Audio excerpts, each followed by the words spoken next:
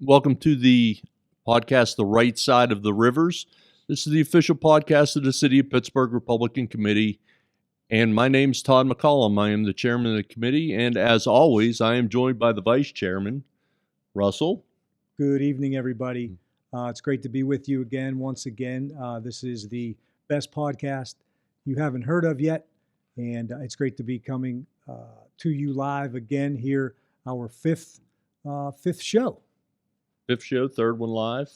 Last show was great. Tracy Larger, the candidate for City Council District 4, and she did a great job. We were happy to have her. Tracy did a great job, and boy, there's a lot going on in her district for sure. There was a lot of news when she was in studio that happened while she was in, and then certainly the news out of Carrick with homeless people. Abusing graves, etc. Up in those cemeteries there. Certainly something that we need to keep an eye on. Right, and we love the Carrick neighborhood, and we're here for them. And we wish Tracy the best in her run for council. We're going to do everything we can to help her out. A lot of breaking news today. Of course, we are going to get to that breaking news here.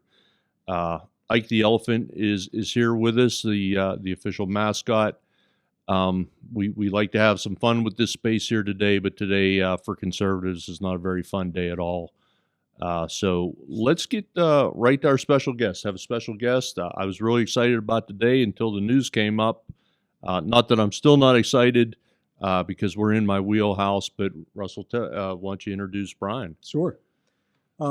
Great to have our Allegheny County candidate for sheriff with us this evening. Brian Weismantle.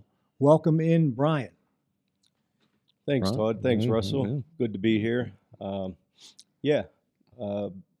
running for sheriff Allegheny County.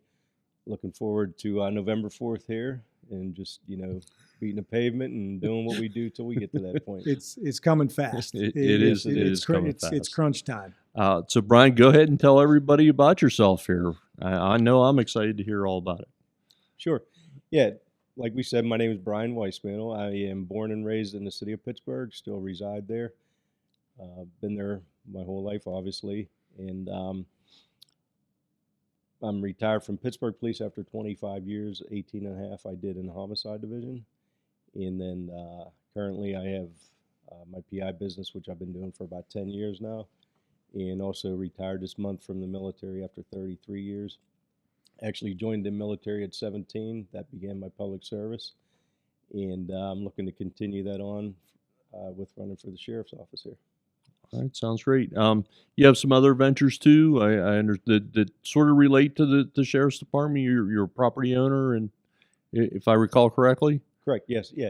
I do own some properties in the city, and that was one of my outlets when I worked for the city. Go do some work and forget about things, and just move on from there. Right. And I mentioned that because one of the duties of the sheriff's office is to serve court papers, and that would include in eviction notices. So you have an understanding of both from an owner's perspective or a landlord's perspective, and you can sympathize with people that work with that are staying in your properties, of course. Correct. Yeah. Unfortunately, I did have to use that process a few times, so I'm well aware of the process, how it works, what needs to be done, and it can be a pretty lengthy process at times. So yeah, I definitely have some experience with that. You want to go into a little bit of detail about your military career? Sure. Yeah. Like I said, I started at 17 in the Army Guard. Was there for 6 years. Completed that tour or that term of service. And I went to the Air Force Reserve in 1990 till like mid-91. And that was out at the 9/11th here locally. And then I actually had a break in service because that's when I got on with the Pittsburgh Police Department. Mm-hmm. As you know, we get the great Monday, Tuesday, Wednesday off when you first come on. Right on. So, and the military required 1 weekend a month and then 2 weeks in the summer, plus any other duty that we'd pull. So without weekends off, that was pretty hard to manage that. So I took a break it was about 8 years. And then in 2000, I went back in to the Air National Guard, the 171st. and I've been there for 25 years, retired out of there. Okay, you had some supervision rank, I believe. Correct. Yes. Yeah. I held probably 5 or 6 different positions. The bigger one was my first sergeant. I did 2 terms, which was 6 years. And basically, you work for a colonel, and you have to have a mission-ready force. They got to be ready to go out the door within 24, 48 hours. So we made sure, they were healthy. They did their training. Just made sure everything was in place. So if they had to go out the door, there was nothing holding us back. Sounds like something that is applicable to running for the sheriff. Yeah, absolutely. I mean, you got to make sure your troops are trained. Your deputies are trained. You got to make sure they're taken care of, make sure they're healthy. You got to look out for their health and welfare. And again, you got to get them additional training as much as you can. And you said you were a homicide detective for close to 20 years, or yeah, about 18 and a half years. Okay. Yes. Tell us a little bit about that. Yeah, I mean, anything you can think of or imagine, we saw, we handled. A lot of interesting cases through the years. I think we spoke about Tommy's Diner before. You were involved in that one. Right, yeah, the Mr. Tommy shooting in Homewood, yeah. Right. We worked together on that. And, yeah, I mean, I had the little boy that was killed by the homeless guy over on North Side. That was one of the bigger cases. And then I also handled the case, myself and my partner, with the 3 police officers that were killed up in Stanton Heights. Really? I'm not sure I knew that. If you, I'm sorry if you had mentioned that to me at some point. I didn't understand that you were the lead on that. But what a day there, huh? Yeah, actually, I was. Well, both my partner and I, we were at our military weekends, and when we learned about it, my colonel at my base told all the police officers, city officers, to go back to the city, and so we got there. And they obviously didn't want the detectives that were involved with it handling the case, because you can't do that.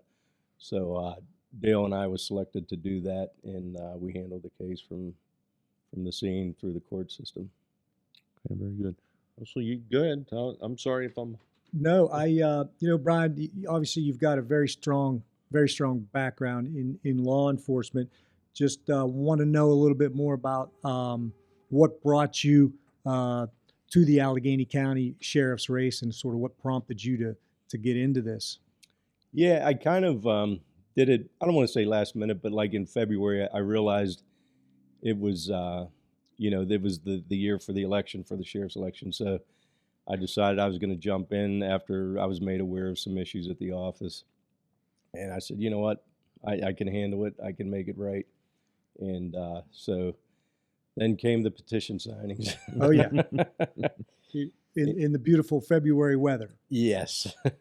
And I tell you, that was a challenge, because I think I mentioned this before. I was in the week 2, and I had like 300 signatures. It was Saturday of week 2, and I'm like, I don't know what I'm going to do. My goal was to get 850, and so at the end of the day, I did get 850, just roughly about 850, and I got almost 500 of those personally. So okay, it all worked out well, and here we are. You talk to a lot of people. Now, for those people watching, the Allegheny County Sheriff is really a unique position, and it has a lot of autonomy, and it's actually the only police officer, if you will, that is directly elected by the people. So that basically you have Pennsylvania constitutional powers deemed to you, as well as U.S. Constitution powers deemed to you. Talk about that responsibility and some of the roles of Allegheny County Sheriff. Right, yeah, it is a very powerful position. It's the top law enforcement officer of Allegheny County. The sheriff, the deputies have a lot of duties. A couple of their main duties are court security, prisoner transport. They also have a fugitive warrant squad, which I actually worked with that squad for probably 10, 15 years approximately, because we did a lot of work together locating our, homicide suspects and shooting suspects, whatever. And in addition to that, the deputies are 120 certified, which they do have police powers, and they're the only sheriff's department in Pennsylvania that has that. My goal is to use those deputies throughout the county, and especially in the city of Pittsburgh, where they're having a difficult time right now. Boy, that was my next question to you. Just thinking about some of the challenges that we're seeing on the streets in downtown Pittsburgh, and even on Carson Street on the south side. The sheriff's department and your deputies have authority to to help out over there, right? For patrolling, making arrests, etc. Yeah, there's some issues with that. Pittsburgh's a home rule charter, so that creates a little bit of problems there. But yes, the deputies can work in town. They can do some patrol. The city would have to be involved with that as well, though, on the patrol side, when you get into the different areas. But there are properties in downtown that are the jurisdiction of the sheriff's department. And that would include the courthouse, both courthouses. Right, the courthouses, the jail. They call them community correction facilities now. They're the halfway houses. So there's, I think, 3 in downtown Pittsburgh right now. And I'm pretty sure some of these folks that are hanging out, causing some of the problems may be from there. So, right. So tell us about the campaign. How's it going? I know you mentioned the petitions, and obviously we've talked dozens of times, but you got all around the county with the petitions. Catch us up on the campaign, to now. Yeah, so just, as you're a candidate yourself, so we're out there, committee meetings every day almost, running 6, sometimes 7 days a week, to different events. We did the Italian Day in Bloomfield. That was a great event. I've been all over the county, so there's a lot of great people out there just making community days and meeting different folks. Right, and you're getting help with most of, if not all of the committees, in the Republican committees. Yeah, the Republican committees throughout the county have been really good. We got some great people out there, and very helpful in doing a lot of work. The question are you surprised by anything in Allegheny County? Like you said, you grew up in Pittsburgh. Is there a part of Allegheny County you're like, boy, I really just wasn't familiar with that part of the county, and you got out there and you were kind of surprised one way or the other? I would say that probably happened during my petition signings, because there were some committee members that were great and, very helpful. And yeah, so not really, because in the work that I did with the city, we made our way throughout the county pretty much. So, okay. Because if you would in more areas, some areas more than others. Because if you would ask me about West Deer Township or something like that, I would say, yeah, I know where it's at. I could find it on the map, but I wouldn't know anything about West Deer Township or some of even the northernmost communities in the county. I probably wouldn't be that familiar with. Yeah, I can't say I'm real familiar with like West Deer and that, but yeah, I've been out there through the campaign, and there are some really good people there. Good. Where can people find you? Like, what are your socials? How can people donate? How do we find Brian Weismantle? Pretty simple. It's Brian, BRIAN, 4, sheriff.com. That's my website, and my social media pages are Brian, 4, Sheriff, AC for Allegheny County, and that's my Instagram, LinkedIn, and Facebook accounts. And 5-star producer Missy will have that in the comments below. Right. She loves to do those things. So anybody wants to go to any of those sites or follow Brian, you can go to any of those sites that he just mentioned. Anything else you want to get in about the campaign, Brian? No, I think we're not kicking you out of here. Just so you know, you're here for the duration. But anything else about the campaign you wanted to? Yeah, no, I think it's running pretty well, and we can always use some additional fundraising to help get the word out. And I'd ask you to log in or follow my sites. That obviously helps us get the word out as well. So.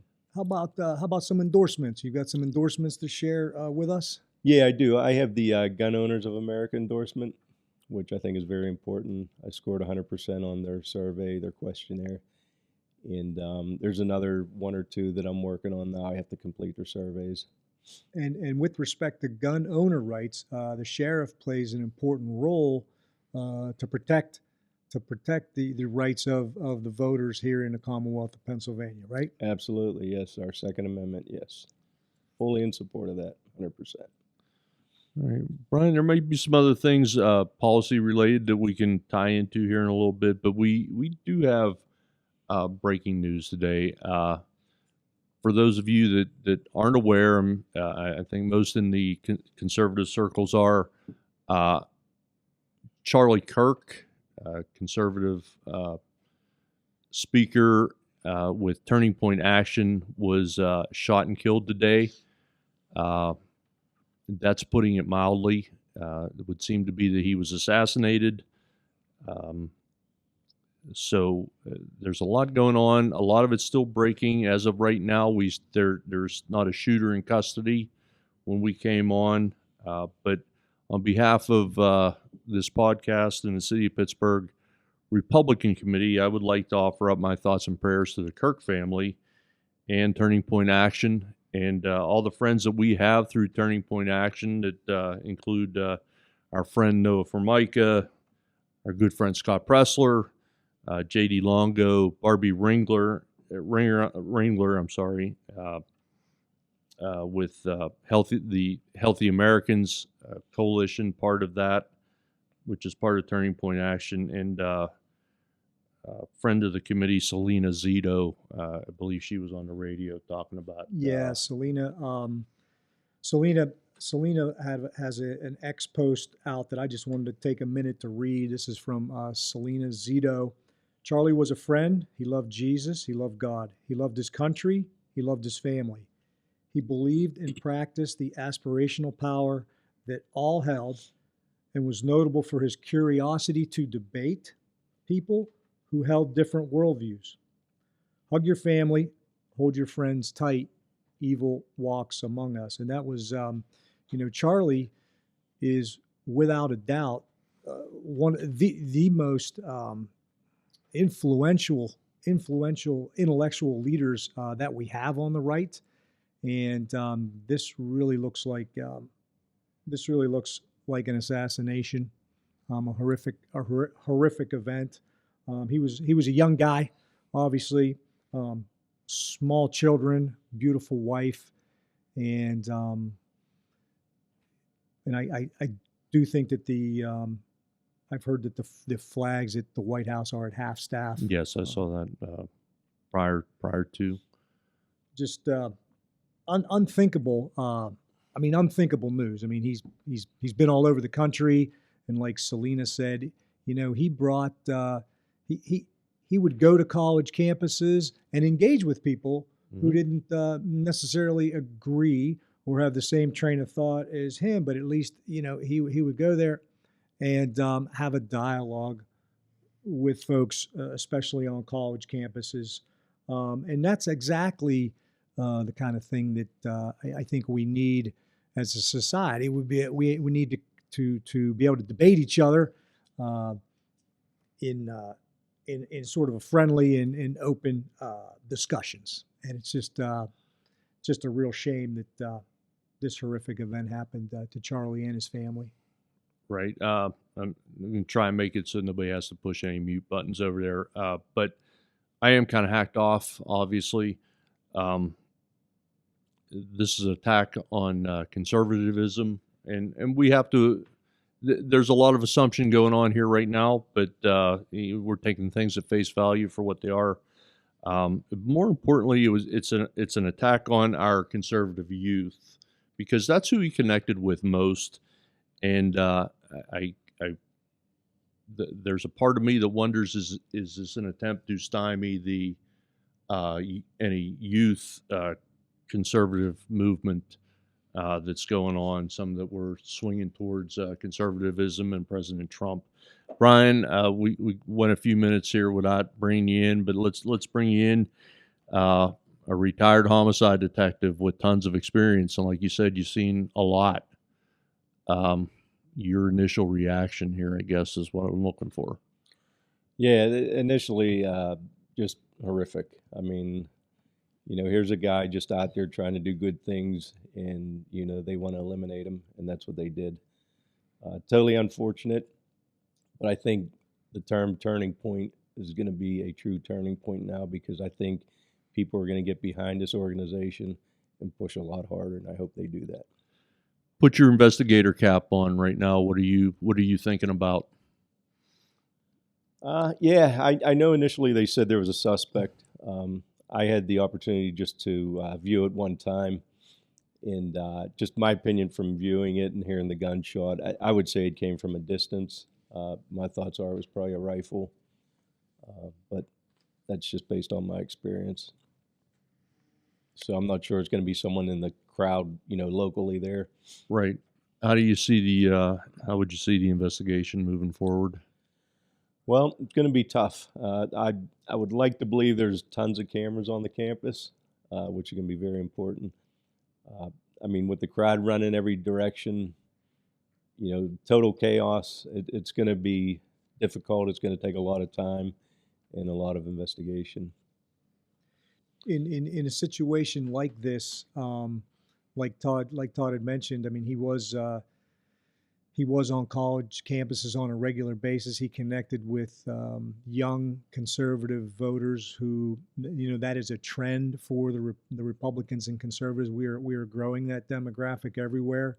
I'm sharing the stage here with two law enforcement officials. Is there I mean, when you understand that, can you then begin your investigation by asking the question, well, what would motivate who benefits from sort of silencing an intellectual thought leader on the right? Does that weigh into some of the investigation on something like this? I would say it does. Yeah, you have to look at everything. The problem is it's still very early. I think we all can assume we know why this was done, to silence him because he was doing great work. And that scared a lot of people. Would you? And I know you said you'd have an open investigation, open mind, as I would. Despite my frustration right now, do you see this as the work of one person, or somebody who, or is this somebody acting in concert with some other people? What's your gut tell you there? Yeah, again, obviously one shooter, but I would say there's more people involved. Definitely, it's just not an act of one person. At least I don't believe, in my opinion. It would take a Herculean effort by one person to pull this off, sort of. Well, again, it's just too early to say because we don't know the location of the shooter. We can presume where he may have been, or have an idea on what direction he was, and so it's just way too early to assume anything, I think, at this point. Well, it is very unfortunate that we lost Charlie. He was a great leader for the movement and the youth of the conservative movement. Like I said, I'm a little bent right now, so if you got some thoughts, please have at it. It is. It's a sad day that it's obviously a sad day when we have to settle our political differences this way. This isn't who we are, and I know that our political leaders on both sides of the aisle have made statements, to that effect. I know Senator Dave McCormick says that we need unity. Governor Josh Shapiro echoed those thoughts, and so did Senator Fetterman. So this is this isn't the way that a civilized society can settle political differences. And I know I had mentioned to you before we came on that I at least felt a little irony that it happened in and around 9/11, because obviously, we're the three of us are around the same age. We probably had a special view of 9/11 and how we felt about it.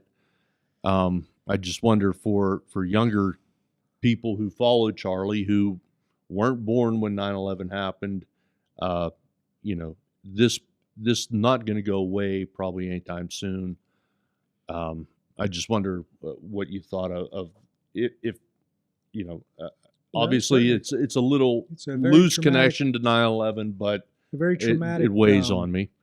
No, it's a very traumatic.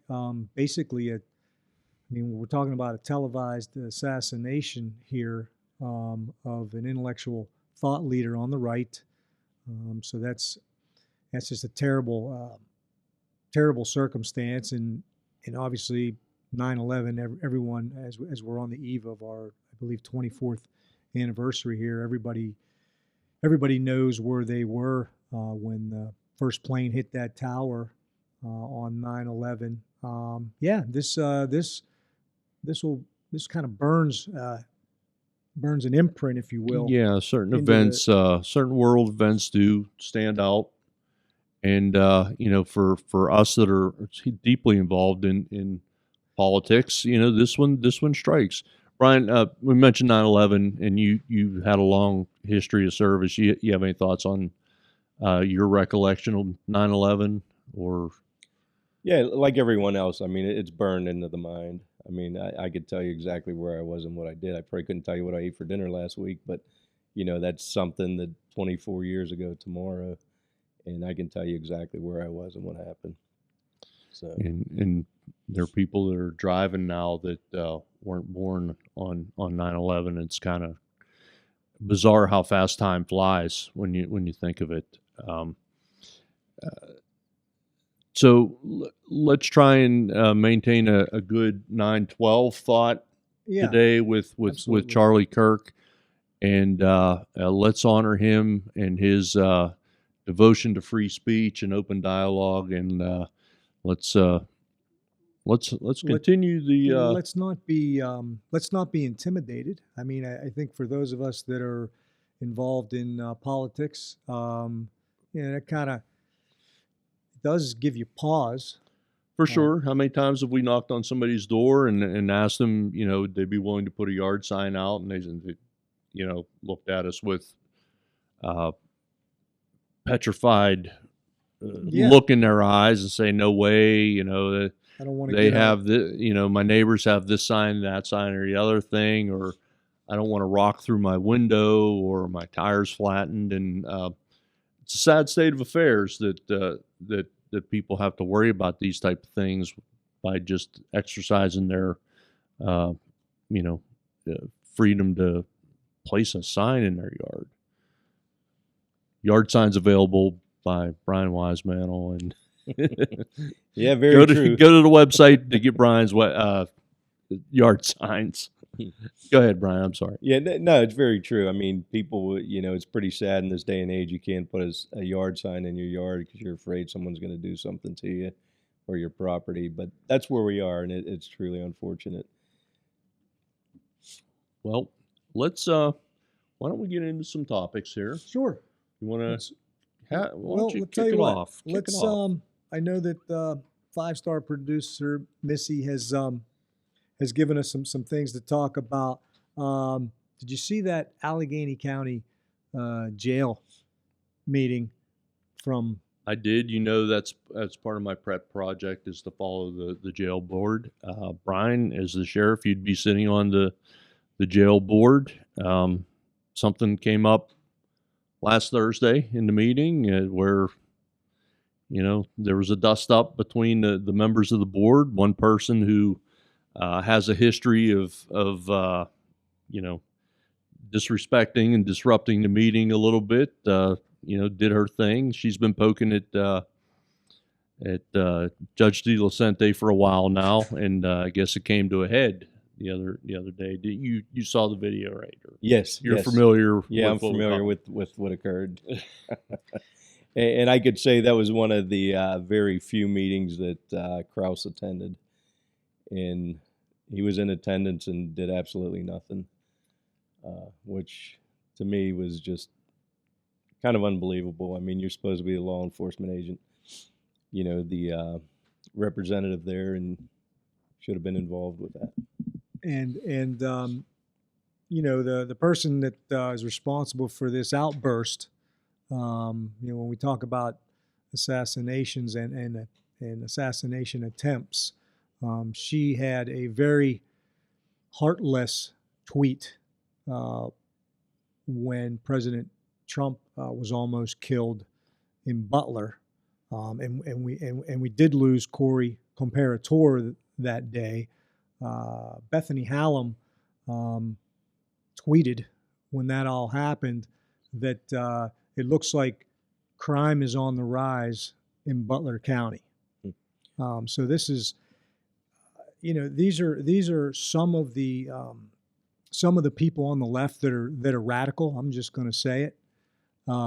We know she is a prison abolitionist, and I'm just, I just wonder how people like that, who have these very radical positions about public safety, obtain public office. It really is mind-boggling. Right. Yeah, and that's part of the progressive movement. And in my opinion, Cross is endorsed by the progressives, and he's not going to say anything to disrupt that relationship with Hallam or Manny or any other folks in that group. Well, it's a shame he can't take up for the judge, or can't even just take up for common decorum. Let's talk about, I guess, what led up to that situation was a spokesman for the jail guard union, someone aligned with the jail guard union, was making public comment, and he was quoting the use of the N-word, and they were trying to shut that down. And the explanation was that he was trying to use it in the context that it was properly used. And he wasn't trying to raise anybody's ire over it. It just was quoting the context of it. And I guess they continued to disrupt him during his public comment, and the judge finally had enough. And like I said, they tried to, I believe they tried to attribute those words to him. I believe. But those weren't his words. Right. And like I said, Councilwoman Hallam, and I'm saying that because I hope to be a colleague of hers someday, in a weird sort of way. But so I give her office the respect that it deserves. But she has been poking at Judge Diocente since Judge Diocente's been on the board, and she's attacked the former one of the former judges on that board was Judge how do I say his name? Housley. Remember him, the old district attorney, he was a longtime district attorney, but Elliott. Oh, Elliott Housley. Elliott Housley. She attacked him once in a jail board meeting, and even at simple county council meetings, she seems to have a lack of decorum. I'm sorry, about how she acts in these meetings, and just seems to be an antagonist all the time. I know you've said in the past that you realize that you're going to have a spot on the jail oversight board, and you're going to willing to work with anybody, but I don't want to give her too much credit. She is a handful. You can pick it up anytime, anytime you want. Well, as working for the police department 25 years, you deal with that stuff on a daily basis. So, you try to understand people, meet them where they are. And, it's just, you have to try to do the right thing. And I think that's pretty simple. And it doesn't require all the nonsense that's going on there. We're selected by the people of Allegheny County, and we should treat them accordingly. Since we're talking about jail oversight, et cetera, should we talk a little bit about the effort underway to get the signatures to get the shackles put back on prisoners for transportation? Can get you to talk about that a little bit? Yeah, I Brian? think go ahead, Brian. Sure.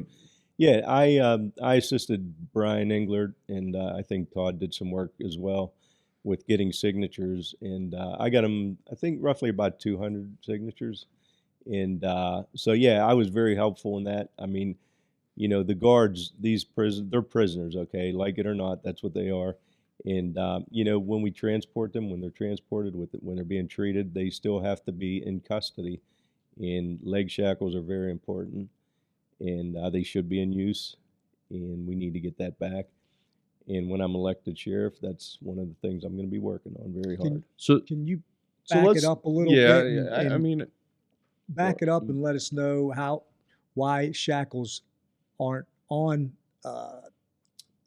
the detainees when they're being transported Sure, from yeah. the jail to the hospital. Back in, I believe it was 2021, there was something on a referendum. Brian Englert explained to me, he's the jail union guard president, and he explained to me there was like 13 words, I believe was his exact quote, that changed the policy for them to use the restraining chair, pepper spray, and the leg shackles when the prisoners are transported to the hospital by the guards. Now, when the sheriffs take over, they shackle them back up. So I'm not really sure what her thinking is there, but as soon as the deputies arrive, they do get shackled. That's my understanding. yeah, and that's an important thing to note, that the only people that aren't allowed to use the jail or the shackles outside of the jail are the actual jail guards jail guards. themselves. Yes, which And makes no sense. you know, so people understand that this creates a temptation for someone who's incarcerated and looking to you know, maybe spend a long time in incarceration to make a run for it, to break free. It endangers potentially the jail guards who have to run them down or tussle with them. If it happens in the emergency room, a crowded emergency room, somebody could get rolled up on. During transport in the ambulance, the medics are susceptible to any, you know, leg movement or freedom of leg movement there that can't be controlled. And so that's why it's important to have them. And again, it's the temptation to run by not being shackled. Right. What I Yeah, wanted to just maybe we can figure out. Okay, so we used to shackle prisoners for transport. We do not now. Correct. The effort that you were involved with to get the signatures, what is that going to do? Is that going to does this council have to bring this up? Right, yeah. And actually, just to back up a little bit, there were, I believe, 14 escape attempts. Okay. So, and there were a couple of the jail guards that were injured. Luckily, no medical staff were injured or no patients, you know, in the ER. So that's a good thing. But yeah, the signatures, I believe, required 500, and I think he got a little over 900. Okay. That was presented to council, and they will have to review that and make a decision to reconsider whether or not to allow the shackles on. So it'll be I guess a vote. It'll be In up council to county chambers? council, correct, and that will be before the November 4th election, is my understanding. Okay. Excellent. Brian, something that we had on as a possible topic for a couple weeks now was, and we'll just keep it as saying it, law enforcement integrity. So an article came out a couple weeks ago because a police officer, and we won't mention his name or the department's name because I actually have a lot of love for that department. He was in charge of, he was the evidence custodian. He was the supervisor of that department's evidence. And over the years, he had stolen a lot of money. And what always comes to mind is, in these cases, that they always say it was so easy. And to me, it's like, yeah, it shouldn't be that easy, but by the same token, you were entrusted with this duty because of who you are. and you're deemed to be a trustworthy person if you've taken advantage of it. I was highly disappointed in this person in this department, but and again, I won't mention the department, but your thoughts when you see something like that happen, and it's happened in Greensburg, in other places. In Pittsburgh. As I just said, I wouldn't mention any departments, but that wasn't the original department I was talking about. But it's Right, happened in right. other locations. Your thoughts on that? Yeah, no, I think it's pathetic. Again, we are the public. If you can't trust your police, who can you trust? I mean, we take an oath, we swear to do the right thing, and we should do the right thing. This guy obviously has zero integrity, in my opinion, and I think he got a slap on the wrist for what he did, which I don't agree with. No jail time. Is he ever going to make restitution? I doubt it, because I think we're talking about $250,000. So, yeah, we're never going to see that. Not we, but I mean, that's not ever going to be returned. I don't And all those cases are now jeopardized and compromised. Correct. Well, and that's the other thing. Yes, that was next. That was the next thing I was going to say. Yeah, it jeopardizes every single case that's related to that money or, the drugs or whatever else was stolen. So, And because I know what what you did, and you've gone into a lot of deceased houses, and with jewelry around and money and other valuables around. You can understand where it's tempting, but the police officer. I've never. Again, you're right. I That's disagree the with thing. the tempting. Yeah, there's no tempting. I mean, You could see though. yeah, but it's just not there. I mean, in my opinion, to me, that's just the absolute. No. It would have never been worth it for me either, but to some, unfortunately, it is, and I just had to get your thoughts on that, I guess, because Yeah, no, that's for my someone thoughts. who's I mean, handled a lot of evidence, Right. a lot, and probably a lot of money Mhm. over the years, it's frustrating because you don't want to, and that officer was having a bad time, but that's not an excuse for what Exactly. was yeah. going on. Go ahead. Go ahead. No, I'm- You have a thought on that? I just think that that's why we need good law enforcement officers. We need folks with integrity. We need sheriffs with integrity. Mm-hmm.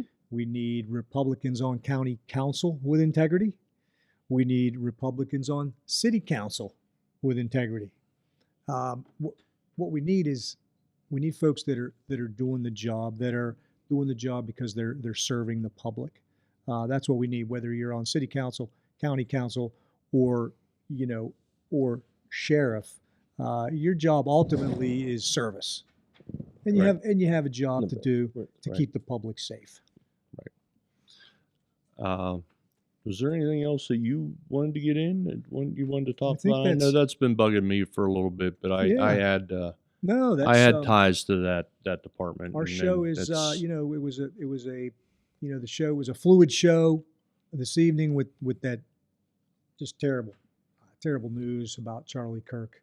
So it's hard to focus at times on the other stories. Really, there is no other story. Yeah, right because now. we almost want to get off here just to see what we've missed. I know there's been a news conference since we've started the show here, so we don't know what we've missed yet. But Brian, any last pitch you want to throw into the voters there? By all means, go ahead and take your. Yeah, sure. Yeah, just come out and vote on November 4th. Bring your family, bring your friends. This is a good time for change. We can make some good, positive changes in Allegheny County. And just to help our county council candidates out, if we don't get some of our county council Republican candidates in, you are going to face another increase in property taxes. And I believe you're going to see another assessment next year. And thanks to you, we actually have a full slate of candidates because we have not had a sheriff candidate in quite a long time that I can remember. I don't know if you've looked into that, but I'm very happy that you're running. You're a man of integrity, and I've known you a long time, and I'm proud to be running with you. I know the show's not about me running for council, but I'm proud to be part of you. I'm glad you're involved, and man, I'm in it for you to get you across the line here. Brian, thank you so much for coming on the show. We're thrilled to have you. It's great to be your friend, and we're looking forward to working for you between now and November 4th to get you across the finish line in first place. Allegheny County does need change. We definitely need a new sheriff, and we need change, top to bottom. And we have great candidates running. You're obviously one of them. Todd, County Council 13, you're another one. And to all the voters out there that are watching us, please, let's change the way that business is done here in Allegheny County with some fresh faces, some common sense approach to government. And with that, if you want to watch this broadcast again, please find us on our socials, PGH GOP Committee. That's PGH GOP Committee on X, Facebook, and Instagram. And this has been again our fifth episode of Right Side of the Rivers Live. And just as a reminder as well, this is the 24th anniversary of 9/11. Right on. I think we all know where we were when that happened. And be safe out there. So once again, it's been a pleasure to work with you, my friend, as always. It's been a great time. We're going to keep up with our series of candidates. Next time around in 2 weeks when we drop and go live, we will have another candidate on. I think, if I recall correctly, we're really going to love him. We love Brian. We love them all, but I think the next guy has been a longtime friend of the committee, and we're going to have a lot of fun with him. So we look forward to that. We'll keep that a secret just in case things get fluid. But for my friend Russell, the vice chairman, my name's Todd McCollum, the chairman of the City of Pittsburgh Republican Committee. This is the official podcast of the City of Pittsburgh Republican Committee, and we call it the Right Side of the Rivers. Take care, everyone. Keep the Kirk family in your prayers, and be safe.